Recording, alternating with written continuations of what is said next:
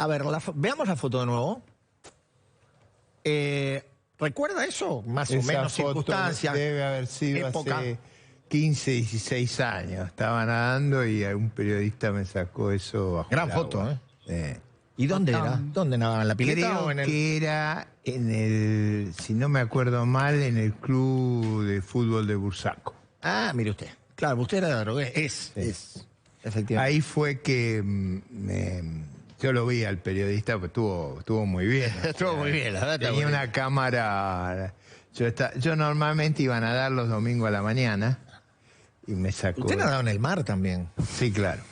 Sí, ¿Nada o ya dejó? No, nado. Muy bien. Entrenos para no... Pero es verdad, nado 2 horas seguidas. Impresionante. Impresionante. Bueno, y hablando de nado y de agua, nos estaría tapando el agua, ¿no? Bueno, a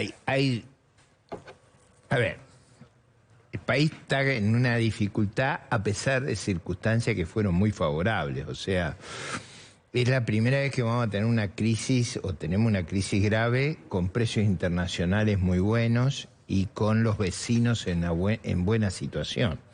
O sea, en general, si uno va para atrás, en las 8 o 9 crisis que tuvimos los últimos 80 años, siempre se coordinaban precios malos y vecinos en mal estado. Esta vez no ocurre eso, lo que hace que la naturaleza de la crisis tenga mucho que ver con el mal manejo, con el mal diseño de la política macroeconómica, que en gran medida tiene mucho que ver con aspiraciones que están divorciadas en nuestros medios, o sea, sueños de posibilidades de gasto que no están disponibles y que terminan finalmente en una crisis de financiamiento, de deuda o de inflación. Ahora, o de falta de reserva. Hoy el presidente, bueno, alertó diciendo que si los mercados vienen a pelearnos, nosotros a los especuladores vamos a darle batalla, una cosa así como diciendo, considerando que lo que está pasando en el mercado cambiario es absolutamente especulativo. ¿Qué piensa usted? No tiene nada que ver con eso. Lo que hubo fue, lo que yo creo que hay que mirar con cuidado, en los últimos 15, 20 días de junio las cosas se le fueron de las manos a Guzmán. Sí, se le descontroló la situación. Usted diría que renunció porque veía que se podía caer. Digamos, yo no estoy de acuerdo en esa cosa, pero fue un golpe astuto, o sea... La renuncia, dice, la renuncia de Guzmán. La renuncia, en los últimos 20 días se habían ido las cosas de las manos en dos planos, en el plano fiscal y en el plano de la deuda en pesos. Él tenía una mala concepción sobre la deuda en pesos. ¿Se acuerda que decía, sí, no importa si es deuda en pesos, puede crecer a infinito? Nada crece a infinito, los árboles no crecen a infinito, la deuda tampoco, y empezamos a tener problemas de que nadie la quería y se le fue de control eso, y se le fue de control también el fisco. Durante el segundo trimestre, en particular en mayo y junio. En ese contexto, hostigado por Cristina y demás, él aprovechó el discurso del sábado. Esa carta no se prepara en un rato. Claramente. Yo creo que él estuvo reflexionando sobre esto y cuando escuchó el discurso mandó send.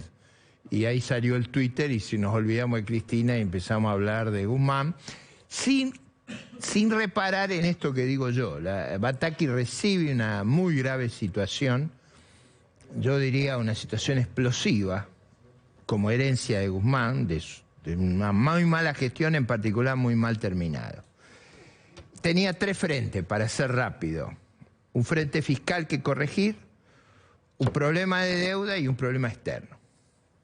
En el frente fiscal hizo algo que había hecho en la provincia de Buenos Aires, que es machar ingreso y gasto, pero en caja.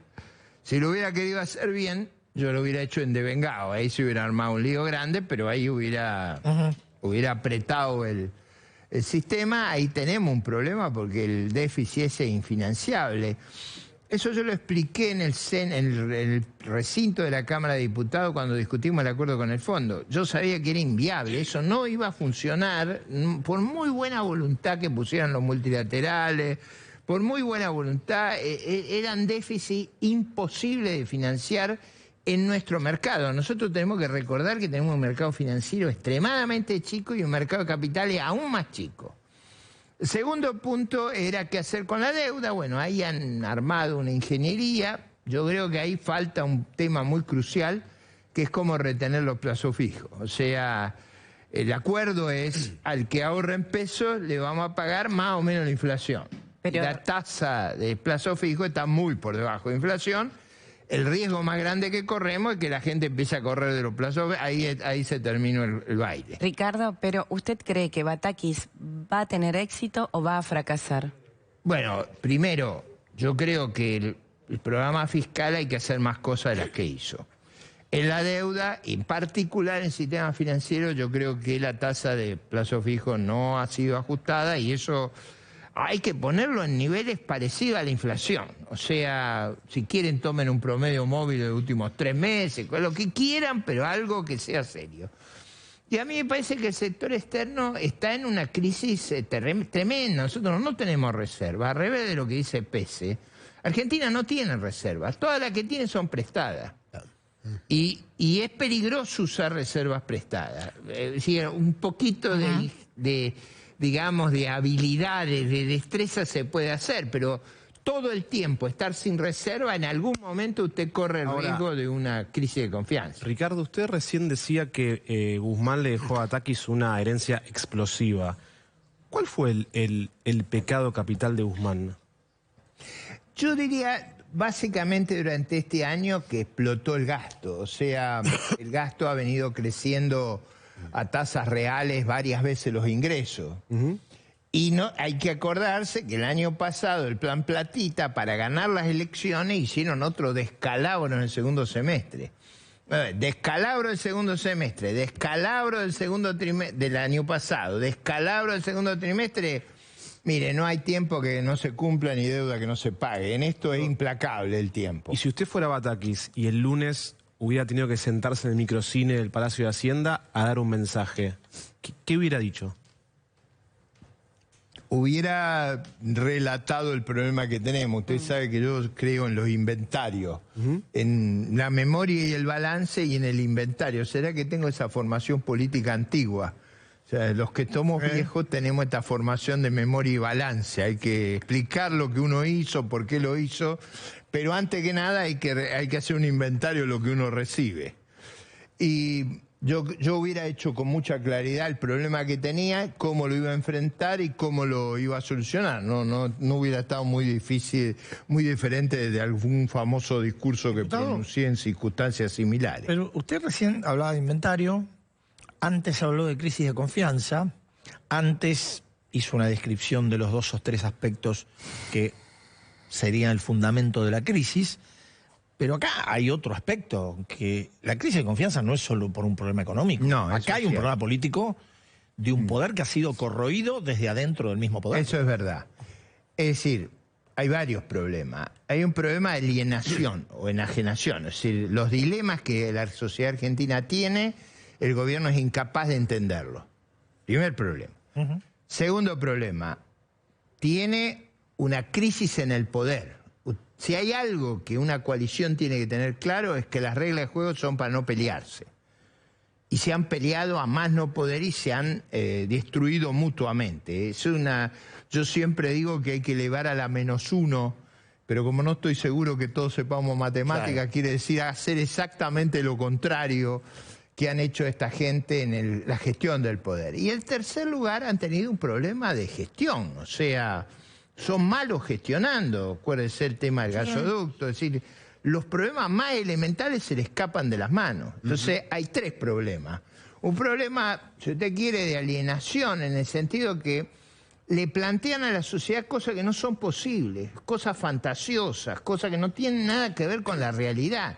O sea, dilemas que no tenemos porque no tenemos los recursos para esos dilemas. Ahora, Ricardo, a poco de andar, bueno, lo planteaba Eduardo en la apertura del programa, ¿no? A poco de andar, Batakis habla de un poco ajustar la caja del Estado y empiezan ya los reclamos o empiezan las amenazas de movimientos y la CGT planteando una marcha que vaya se va a hacer porque es el 17 de agosto, pero empieza a moverse todo el campo social de esto de los planes sociales y pidiendo un salario universal. Es el clima que yo llamo de alienación, es decir, ¿de dónde salen esos recursos? Acá ha habido... pero eso no se tiene en cuenta, me parece. Bueno, pero yo, por ejemplo, alguna vez me censura porque voto en contra en el Parlamento. ¿Y saben por qué voto en contra? Porque es como un bolsillo de payaso. Nadie explica de dónde salen los fondos, de cómo se van a pagar las cosas que se proponen. Entonces yo voto en contra. Me dice, ¿por qué vota en contra de una cosa tan loable? Porque nadie me explicó jamás de dónde va a salir el dinero. Bueno, pero vota en contra. ¿Quién sería, si fueran mañana las elecciones, su candidato a presidente y su ministro de Economía preferido? A ver, usted sabe que yo le he planteado al país que no hay que hablar de esos temas, porque a mí me parece que para representar una obra, primero necesitamos una novela, de esa novela hacer un guión, después buscar la sala y a lo último viene el casting. Para ponerlo en términos que lo entienda hasta el último de los televidentes, no es el mismo artista el que necesitamos para La Bruja Cachabacha que para La Bella Durmiente. O sea... los candidatos que necesitamos van a surgir del discurso que le presentemos a la sociedad, del programa, de la narrativa, de las reglas de juego. Yo creo que empezar por los candidatos es errar totalmente al diseño del problema que tenemos, que no caer en la misma enajenación, de creer que es un problema de candidato. Ahora... yo pertenezco a una coalición, pero también pertenezco a Republicanos Unidos y al Acuerdo Federal, a la Confederación del Acuerdo Federal. Nosotros vamos a disputar vengo de Escobar, desde el último concejal hasta el primer cargo de la República. Vamos a ir por todo, en el sentido de que tenemos que representar a una fracción dentro de la coalición opositora que tiene expectativas, ambición y se cree en condiciones de ofrecer un mejor programa.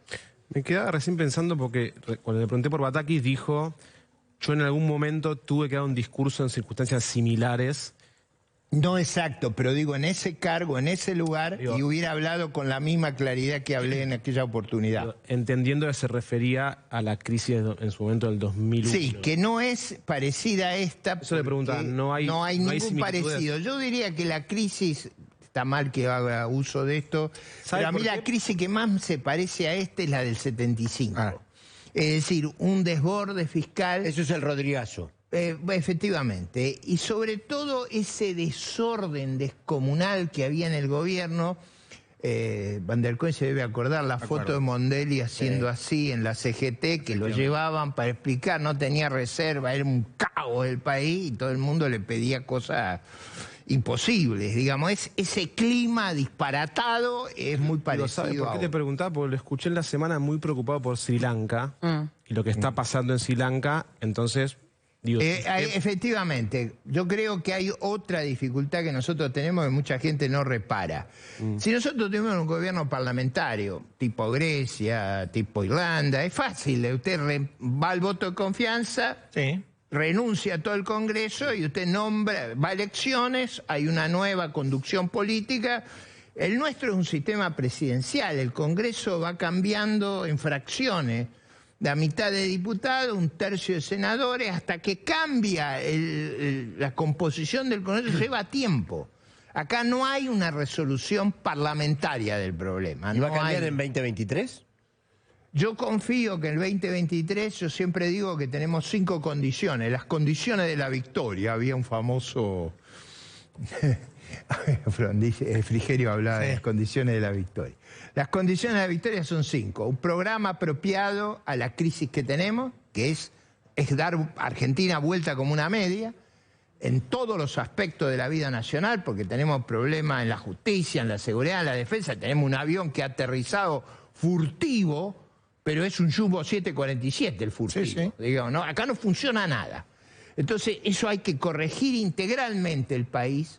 Necesitamos una narrativa apropiada. Esto es, hay que poder comunicarle a la sociedad esto con mucho optimismo, con esperanza. Tenemos que tener reglas de juego para que no nos pasen la coalición los problemas que le pasan a esta coalición, y tenemos que tener un triunfo arrasador. Porque el gran problema de la Argentina en la quinta condición va a ser la gobernabilidad. Y Ya lo es. Ya lo es, claro. bueno, pero ahí viene. El nuevo gobierno necesita... Y en parte, perdón, diputado, en parte no a este nivel, convengamos, pero en parte en la segunda mitad de su gobierno, Juntos por el Cambio también la tuvo. No, claro. No a este nivel. Digo, había minorías legislativas. Se requiere para las transformaciones que usted tenga mayoría legislativa. Y aún en ese caso va a ser desafiado el poder del Estado de Derecho legítimo, pero va a ser desafiado. Entonces usted tiene que estar en fortaleza, tiene que tener un programa a la altura del problema, pero, es decir, la Argentina tiene problemas terribles. Por ejemplo, va para un caso que es muy interesante.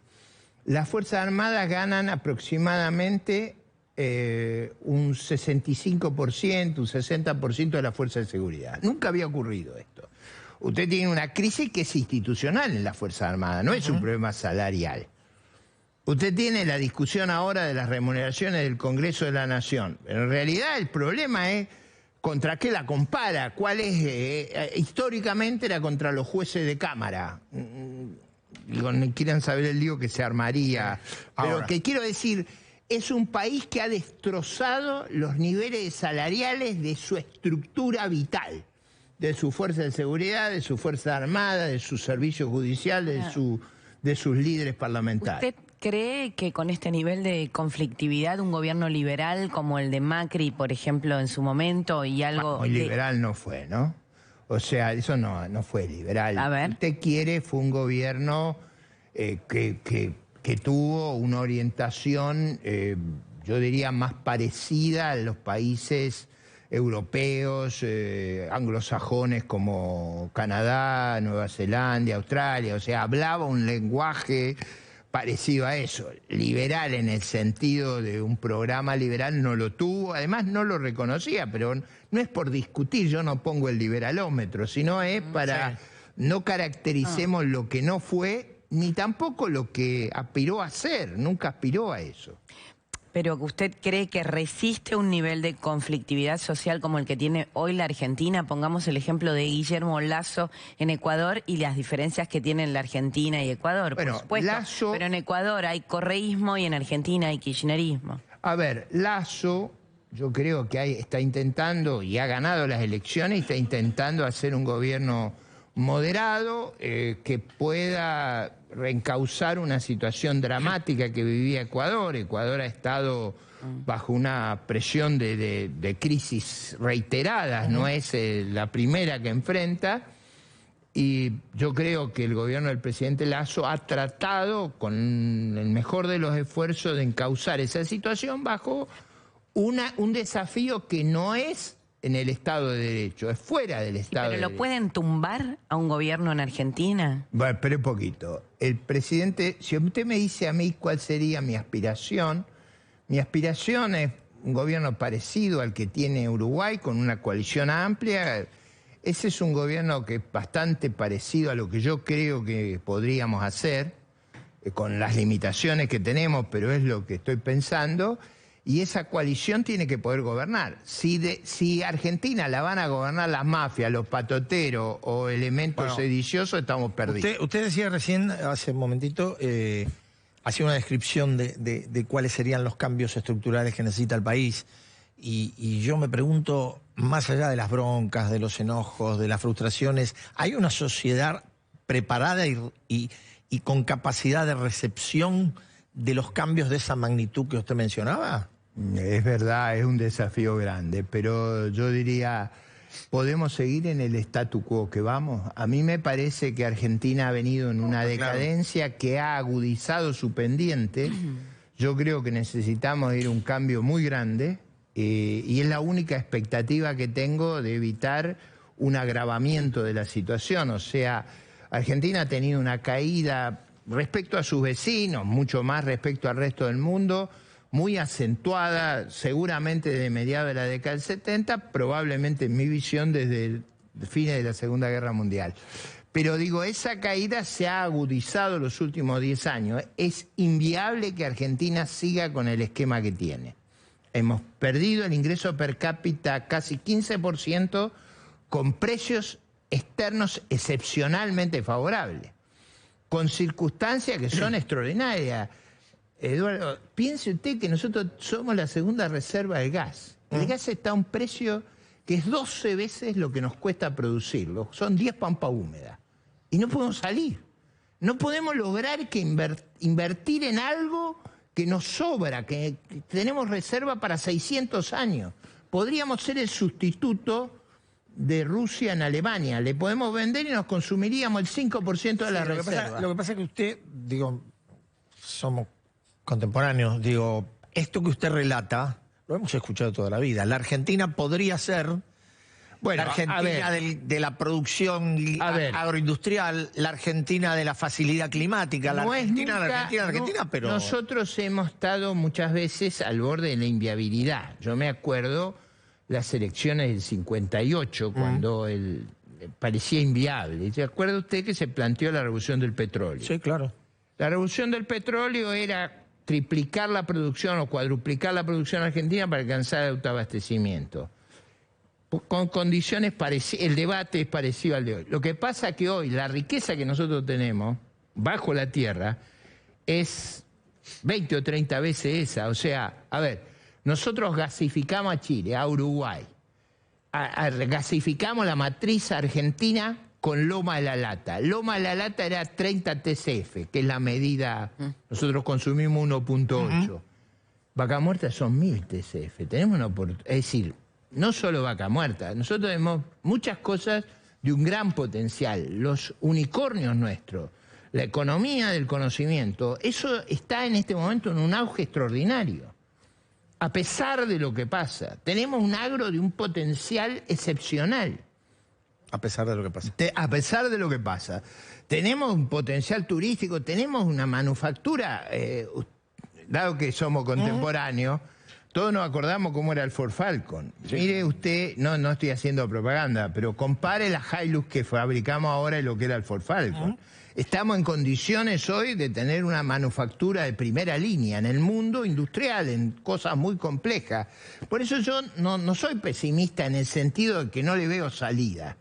Yo le veo salida. Ahora, sin reformas nos hacemos pomada. No podemos seguir manejando el país sin reservas internacionales, sin acceso a los capitales, con una inflación creciente. ¿Cuánto calcula que va a ser la inflación este año y el que viene? Digo, entonces yo frente a eso digo, tenemos que tener una alternativa. Diputado, gracias. No, gracias. Muy amable por Gracias. estar esta noche. Daniel, Sí. hablando de salidas o de entradas, Estaba en salida su entrada. tenés un número. Como siempre, el número maldito de este viernes es el siguiente. Está relacionado con algo de lo que recién hablaba el doctor Ricardo López Murphy. En junio la inflación fue del 5,3% y esto determinó no solo que la inflación del último año es de 64% en un año, sino también ese 190% que es la inflación acumulada del gobierno en lo que va de Alberto Fernández, que es la mayor inflación en periodos comparables que con Cristina Kirchner y con Mauricio Macri. ¿Vos decís que, perdón, ¿vos decís que esa es la magia? No. No, esa no es la magia. Claramente no es la magia. Ese ¿no? es el costo de realmente, es el costo de, bueno, de un conjunto de factores, pero digo, la idea esta de que la inflación de este mes puede llegar al 7% según los cálculos preliminares como consecuencia de la crisis que vivimos a partir de, bueno, que se cristalizó en la renuncia de Martín Guzmán, pero que venía con el tema de la Argentina se quedó sin crédito hasta en peso, bueno, no la Argentina, el Tesoro argentino se quedó sin crédito hasta de peso, bueno, disparó el tipo de cambio y disparó la inflación, ¿no? Un dólar que, bueno, en un rato vamos a hablar un poquito más, pero que en la semana sube 20% y 20 pesos, perdón, el dólar blue, y esto genera, es como el indicador de, bueno, de una situación de precios muy descontrolada, donde, bueno, como dicen mucha gente, no se sabe cuál es el nivel de precio de las cosas. ¿Vos crees, Federico, que